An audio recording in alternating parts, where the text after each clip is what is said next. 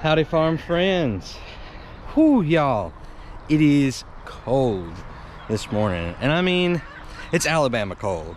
If you're watching us up north, you know that us folks from the south, we don't do cold very well, but we're making it through this morning. I am headed out to just make sure everybody's taken care of before I head out to work this morning, and thought I'd take you along as we go through that.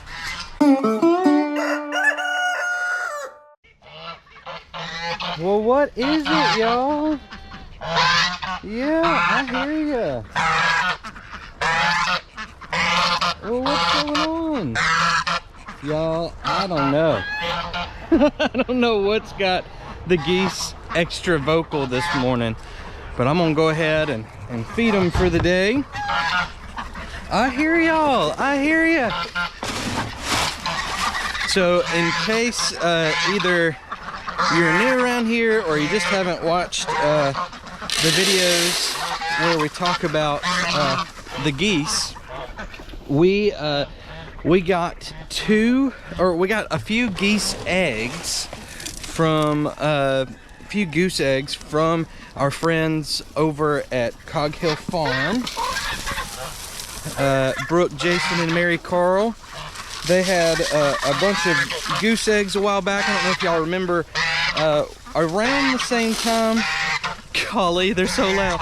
Around the same time that they had some geese sitting on eggs in their compost pile, they had a bunch of goose eggs and passed some along to us.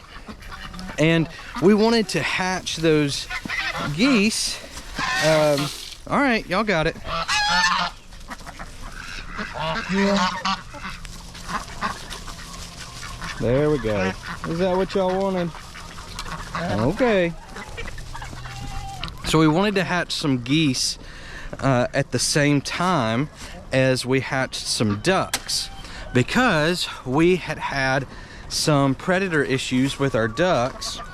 And I mentioned in the last video that most of our predator issues have been with neighbors' dogs and that sort of thing, kind of roaming dogs. But also with our ducks, we had some aerial predator issues, and we actually lost the leader of our ducks to an aerial predator while he was in the edge of the pond. And then we did lose a bunch of ducks to roaming dogs, but we have since done a little bit more fencing around our property. Of course, fencing materials are costly right now, so we couldn't afford to do around the whole 10 acres, but we were able to get some fencing up around areas that the birds typically hang out. And we are going to add another fence this winter in the big paddock for the goats, and we're thinking we may put a shelter for the chickens in that area as well, just to add another fenced in area. So I'm letting some birds out that have been up for the night, and they don't stay in these breeding runs for very long anymore. We'll probably have a few groups that'll be in these breeding runs, maybe 2 or 3 groups that'll be in these breeding runs during the spring. That's whenever folks really like to get chicks and eggs from us. So we want to make sure that we keep the different breeds separate, so that we can promise that the offspring will be a specific breed with all those right characteristics and everything, including egg color, feather color, even the type of comb. And we'll talk more about that as we get closer to spring and closer to chick season. Since I just let all those other chickens out, I'm gonna pour just a little bit of their feed away from that big bowl that I like to feed them all in, that wash tub over there, just so that there's a couple of areas that they can get their morning snack before heading into the main course over here. It slows them down a little bit so they don't fight over the feed, and so that they're not just trampling over each other as they go to it. So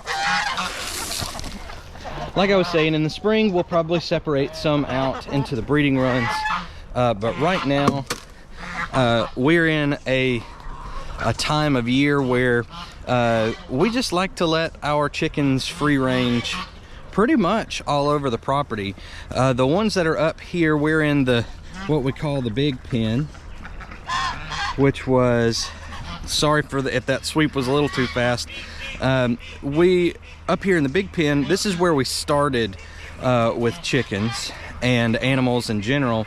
We even moved Lucille over here shortly after we got chickens, and then it's also where the quack shack is, where our ducks have stayed in the past, though right now we're just leaving the ducks out in this big pen area at night, and we're not worried about them going up right this second.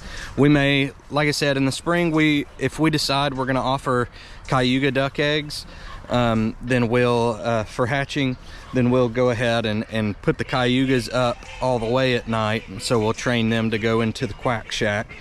But for now, the ducks and this smaller group of chickens here, they kind of free range in this area, and then there's a bigger flock of chickens that free ranges down there. Well, I said that about the ducks, but I also let the ducks out. We let the ducks out every day. I say it's mostly Jacqueline in the mornings. She'll come out here while I'm taking Eleanor to school and open up the gate so that the ducks can get down to the pond. So yeah, back to the geese. The geese, we hatched with a big group of ducks, and we ordered a few ducklings from a hatchery because we had some specific breeds that we wanted to have out here. The Welsh Harlequin is beautiful. Let's see here. So this white duck right there, right in there, that white duck is a Welsh Harlequin hen, and then this pretty boy right here that has the green head is the Welsh Harlequin male. And so we got Welsh Harlequins, and then that brown duck right there, these brown ducks, those are Golden Layer 300 hybrids. And so what that means is they are not a heritage breed of duck, or a duck that's been bred to make a standard breed or whatever. These hybrids are bred to lay a ton of eggs, and yes, they're still fertile. We had at least one generation of eggs hatch from our Golden Layer 300s last year, and the reason that they're called Golden Layer 300s is because of that golden color, but also because they lay around 300 eggs a year, which means you get one almost every day. And so that's one reason we really like those Golden Layer 300s, and I think they're just a pretty duck. I think they look great out there on the pond, and they were some of our very first ducks that we got because we were more concerned with getting eggs for eating from the ducks than we were what breed they were and all of that as we got started. So let's go over here and feed our goats. So why did we get the geese though? Why did we want the geese to be here? Geese get a bad rap because a lot of times people say that geese are really protective, overprotective and territorial. And really that's why we wanted a couple of geese, was because they would protect the flock as we started having those issues with predators. Now I don't know that they would do very well against a roaming dog, but they do help with aerial predators. And we've actually had a hawk flying around here the last couple of weeks, but the hawk has almost completely left the ducks alone. We were really worried about the two call ducks, Lavender and Marshmallow, but fingers crossed, they've done pretty well out here. And so I think it's because of the geese. So very happy to have those geese here. They do a great job of keeping the flock together, the flock of ducks. They're all out on the pond now. That's something kind of new, that they enjoy being on the pond together, and so that's nice. But I think that they help protect that flock of ducks. All right, so here's something Jacqueline showed on Facebook yesterday, and I wanted to show y'all today. So we've got our goats here, Biscuit right here in the middle, Gravy and Honey, and then we've got this rooster here. Check this rooster out. He is a blue Americana rooster, very pretty, but he thinks he's a goat, y'all. He thinks he's a goat. Look at him. My goodness. And so Jacqueline and Eleanor have decided that his name is Goat. He had a name before, he was somebody's pet, and they just couldn't handle having quite as many roosters as they had, and so they actually got him from us initially, and we had told them that if they struggled with roosters that they could call us and we'd help them out. And so we have this beautiful addition to the farm here in Goat. He is a very handsome fella, a good looking blue Americana rooster, and he very well may wind up being part of a breeding project in the spring. But as you can see, the goats have eaten their hay down. They do that virtually every night. They will just eat and eat and eat, and when I come down here at night, maybe they do it early in the morning, because when I come down here at night, they're laying in the goat tote back there, right over my shoulder. They're laying in their bed together, and so I don't know when they would eat all that hay. So maybe they're doing it early in the morning, and of course they do it during the day after we filled it up. But there's still hay in there almost every evening. So we're about halfway through our first big round bale of hay that we got a couple of months ago. So I'm thinking we may go through 2 round bales a year, maybe a little bit more, as long as we have the 3 goats. But we're not sharing, sorry, it got dark in here. We're not sharing too much about it yet, because we learned our lesson about goat birthing season. Anything can happen, and so we learned that this last time, and so we don't want to get y'all's hopes up too much, but we are thinking we're gonna have some very pretty, at least one, hopefully very pretty female goat being added to our flock. Early spring, late winter is when we're shooting for, when we're hoping for. So fingers crossed on that too. We would love for that to happen, but if that does happen, we may wind up doing 3 round bales next year, so we'll just have to see. But for now, I think we're kind of at a rate where 2 round bales a year will get us. And anybody who's never bought hay before, right now it's pretty tricky to find hay, even though it's kind of it's wet hay season. Hay has just been cut, and so it's still drying out a little bit, and so we're starting to see a bunch of bales out by the highway whenever we're driving back and forth into town. And so I think that folks will have hay for sale soon, but the price of hay has gone up a lot. So we got a really good deal from a gentleman not too far from us, about 45 minutes from us, of that round bale for about $45 for that big round bale. And that doesn't sound like a lot for us, because we've only got the 3 goats, and like I said, we may go through 2 this first year of having goats, but there are folks who go through a round bale a week, and so that stacks up quick. And there are folks that, of course, that have much bigger flocks that are herds. I don't know why I was saying flock. Much bigger herds of goats or any other livestock like that. They go through a lot more, and so they go through that really fast. But we've got this good rate. All that to say, I think we're going to go through about 2 in the first year of having goats.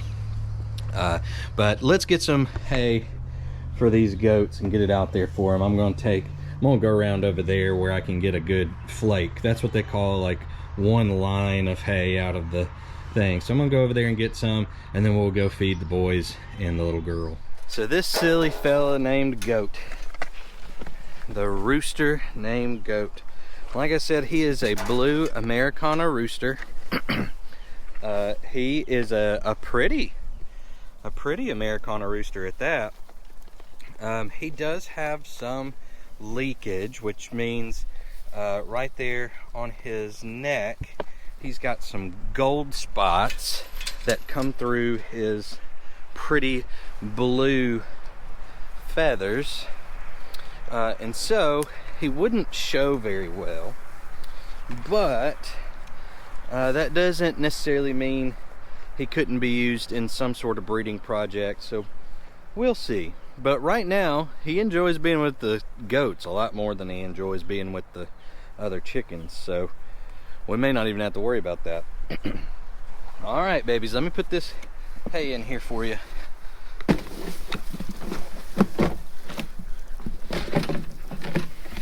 Alrighty.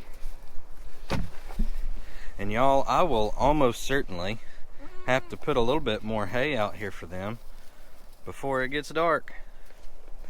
But the morning is going by fast, so I gotta finish taking care of all the babies around here and give y'all a quick garden update so that I can get to work. All right, goats, y'all be good. And Goat, my goodness, a chicken who thinks he's a goat. I thought it was funny that he actually seems to also prefer the goat feed to the chicken feed, and don't worry, we'll put some scratch and a few layer pellets out here for him so that he gets the right nutrients and everything. But ultimately, all of our birds free range, well, almost all of our birds free range, and so we don't have control over what most of them eat anyways. We give them the feed that they need with the nutrients in it that they need, and they can take it or leave it. And most of them will gladly take it, as y'all have seen, especially as y'all saw in the last video with Eleanor feeding those chickens in their run. Oh man, love seeing that. But let me show you real quick what's going on in the garden. I told y'all last time that I was ready to get out here and plant, but something crazy happened this week. We had temperatures that got below freezing here in central Alabama. What? In October?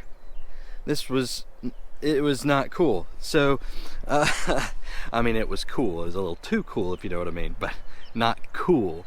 So, I've got plants out here that got frost on them that are probably going to have to come out. I'm hoping that a few of them will perk back up. We do have a few more weeks until the first annual frost date, so I am hoping that we'll get some of these that perk back up and keep growing for us.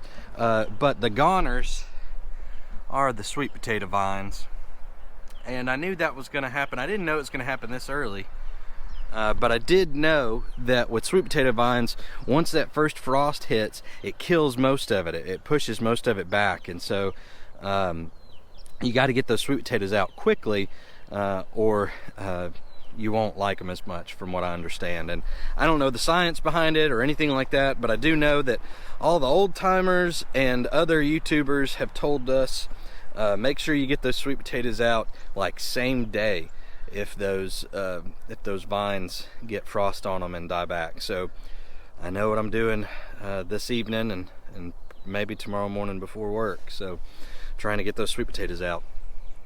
So because I heard that the frost was coming in, I didn't really believe it, to be honest with you, but because I heard the frost was coming in, I did not plant any of my starts.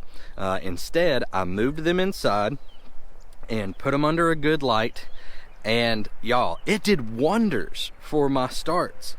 They look so much better than they did before I brought them in a couple of days ago.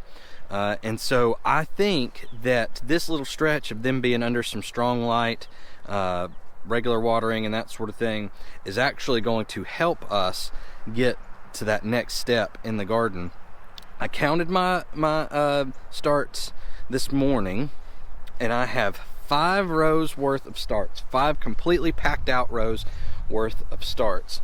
And so there's a little bit of trash out here right now, so y'all excuse it. That's the plastic bag from the netting that I used earlier this week. And so let's see here. So I've got 1 row, 2 rows, 3 rows, 4 rows on this side of the pepper row. Now the peppers seem to have done okay with the frost coming in last night, and the night before it frost just a tiny bit, but last night it got low enough to where the frost hit a little bit harder. But the pepper plants seem to have done okay, and so I'm gonna leave them because I do have a bunch of bell peppers on these plants right now that are little bitty, and so I'm hoping we'll get one more round of bell peppers, because we love bell peppers, especially Eleanor. Eleanor loves bell peppers. So I'm hoping we do get a round of bell peppers before these pepper plants bite the dust. So right now, they're doing okay, so I'm going to leave them in. So that means that 1 row of my brassica starts has to go on that other side, on the other side of that basil row there. Now, I haven't looked very close at that purple opal basil this morning just because I've been running around feeding everybody. But if it is as damaged from the frost as this green basil right here, this Genovese basil, I may go ahead and take the whole row out and just go ahead and let that first row be a row of, maybe I'll put the collard greens there. Since it's that first row. But I have decided that since I've already got my Tom multiplying onions back there in that row there, that I'm going to plant my onion starts and my garlic on that side of the garlic garden, so that all of the stuff that I am overwintering will be in one area of the garden. So I'm going to stack those up on that far end of the garden down there, so that I'm not trying to work in between rows to get stuff out this winter, while stepping over stuff that I'm trying to keep. So everything that is going to be overwintered will be over on this side over here. And so I'll take out these sweet potatoes, put in my garlic probably on that first row. I'll separate out my Tom multiplying onions for the second row. And then the next 2 rows will be onions. So, and that'll leave me 2 other rows to kind of play around with, maybe some experiments, that sort of thing. We'll just see how it goes. But excuse me, the frost did a number on some of our plants, especially those sweet potatoes. So we've got to come up with a way, or we got to make some time in the next day to go ahead and dig those sweet potatoes out before, I don't even know what happens, honestly. I don't know if they get extra starchy or what, but I have heard that if you don't get them out quick after that frost, that they just don't turn out as good. So I'll take care of that either this evening or in the morning before I go to work tomorrow. But that's where we're landing on the garden. There we go. It's been one thing after another trying to get this fall garden in. I think we're going to be all right. I watched Miss Tracy over at Just Dig It Farms. I don't think that she got her fall garden in much earlier than I am, maybe a week or 2 at the very most, and so I'm not too worried about it. If she's good with her fall garden going in kind of later, I think I'll be all right too. And we got our strawberries in from Haas Tools, our strawberry plugs, and we're going to plant out a green stalk with that. We will probably do that, it'll have to be next week sometime. We're not going to get to it this weekend. I hate it. I'd love to go ahead and get those in the green stalk, but as I've mentioned over and over again, we just, with me working 2 jobs, Jacqueline working full-time, Eleanor school, family stuff, I'm having some, my family has some health concerns going on right now with one of our main members of the family, And so we are having to take a little bit of extra time for that, or we're not having to, but we are because we want to, because we want to make sure that we're supportive and spending some extra time with family. It was a good reminder that that we need to be a little bit more proactive about being together. But anyways, I'm not gonna have time to get those strawberry plugs in, and I don't want it to be a rushed process. I want it to be something fun that Eleanor and I and Jacqueline can do together. I don't want to rush it, so we'll wait and do that next week sometime, and it'll be just fine. We'll keep an eye on the strawberries. I brought them in last night, even though I'm not really as worried about them with frost. I think they do pretty well with that, but I brought them in and put them under a light anyways, and I think they'll be okay to wait for a few days, maybe a week. So that's what we do. We try and space stuff out, time stuff to where we're not worried about it all the time, because this is not supposed to be something we stress over and worry about. All the farm stuff for us is supposed to be about joy and spending time together. So all that to say, I can't plant the garden. I didn't plant the garden when I wanted to. It just didn't work out. I can't get the strawberries in this week, but we're going to get it done in the next week or so, and we're going to enjoy the process and be together during it. So let's go up here and check on the silkies and see if they need to be fed. And I'll put a little bit in there even if they've got plenty. Let's see here. Hey babies, hey there. Yeah. Oh my goodness. How are y'all today? Y'all are quiet. Goodness, y'all. Some of that hay got in my throat. So, we feed our silkies differently than we do the rest of our chickens. And no, everything in here is not a silkie. Some of them just like to be with the silkies, and whenever they're out and about, they wind up back with the silkies, and the silkies don't seem to mind, and they don't seem to mind the silkies, so everything's okay.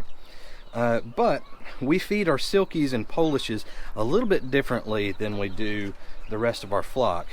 And what we do with our silkies is we feed this, and this doesn't have any scratch in it right now, but we normally mix it with an 11-way scratch like we do all the other food.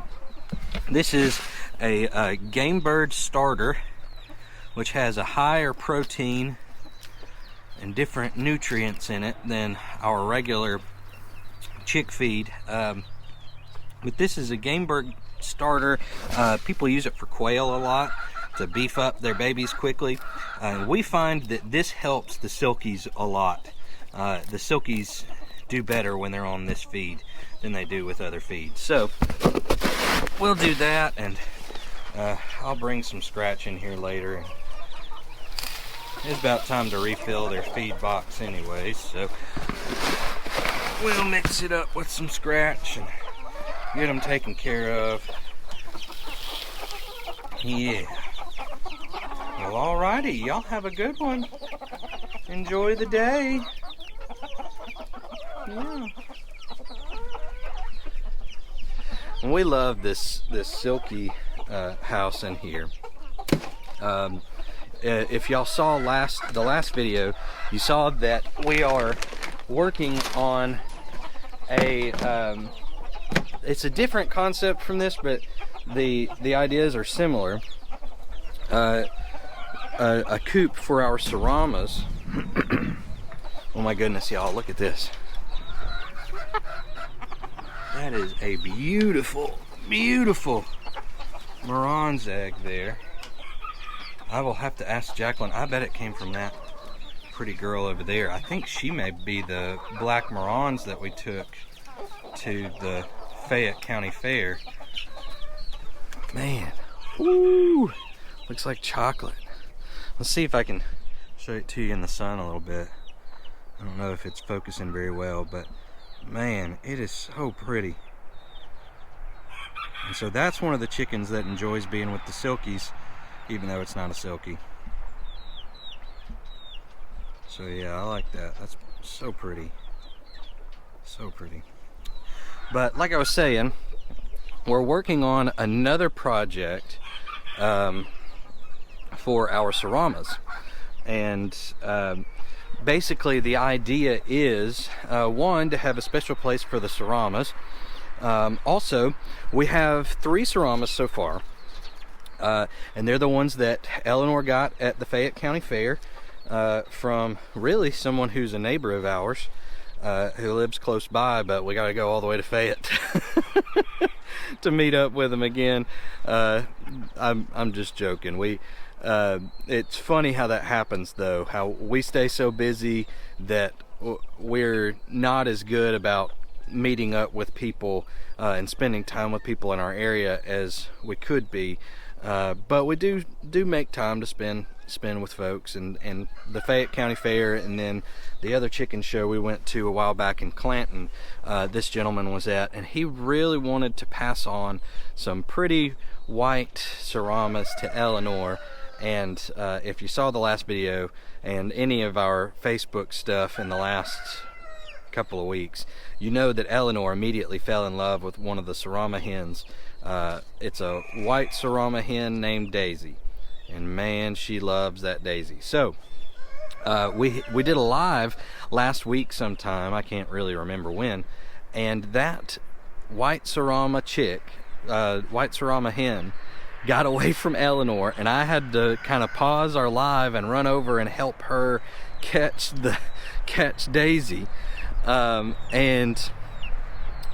So the idea for the Serama coop is to have a big run surrounding their coop, and that way Eleanor can go in and be with the Seramas and not worry about them getting off, and because they are significantly smaller than most of our other chickens, and so we're a little worried about their safety if they do get out. 1, from roosters that are roaming, 2, from regular predators, and 3, we just don't want to lose any.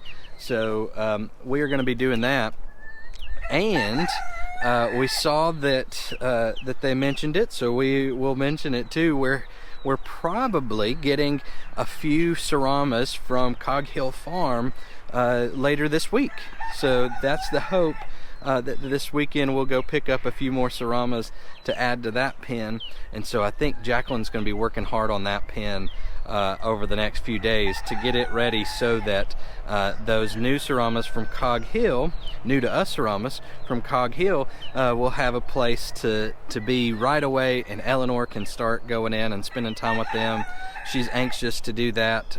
She'll still spend time with the Silkies, but she's gonna have a good time with these Seramas too. So we are very thankful to our friends over at Cog Hill Farm for thinking of us as they look at the possibility of kind of downsizing their Serama flock anyways.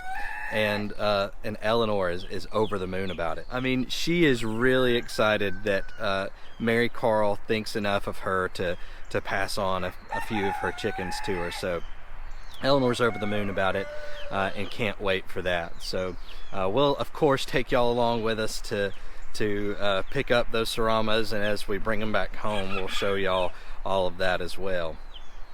Well, I have got to wrap things up and get to work, y'all, on this cold morning. I always have a great time hanging out with y'all. I really appreciate you walking around the farm with me this morning to feed some animals.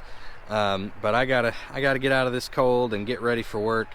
I don't think I can wear my overalls and dirty farm jacket to work either, so I gotta go in and get cleaned up. But thanks so much for being here, farm friends. We will have an update on the garden and the Seramas this coming Monday, so we hope that you'll join us for that. Of course, we'll keep you updated as we go on Facebook, and we just started uploading our some of our Facebook Reels, which are short videos. We just started uploading some of those to YouTube as shorts. And so let us know how you feel about that. If you like the shorts, if you don't like the shorts. So far it's been my farm dad jokes, which are all up on Facebook already so far. There's about almost 30 of them on Facebook, but they'll be posting to YouTube every day, most of the time in the mornings. On days that videos come out, they'll come out around 5 in the evening instead. Those shorts will, because the videos will come out on YouTube in the morning. But anyways, let us know what you think about having some of our shorts on there. We also do a lot of reels on Facebook, which will be shorts on YouTube, of different stuff around the farm. You get to see a lot of Eleanor playing with chickens and helping out around the farm, and also just kind of what we're doing around here. Any of those little thoughts that don't quite make it into a long video, they make it into those shorts. So let us know what you think about that. If you don't like them, let us know. If you do like them, let us know, because we want to make sure that that we are adding value to your lives, and adding joy. And so if the shorts aren't bringing joy, if you're not enjoying them, let us know, and we'll kind of let that go so that they don't wind up on your feed as much. But anyways, thanks so much for hanging out with us, farm friends. We'll see you soon. Y'all have a good one.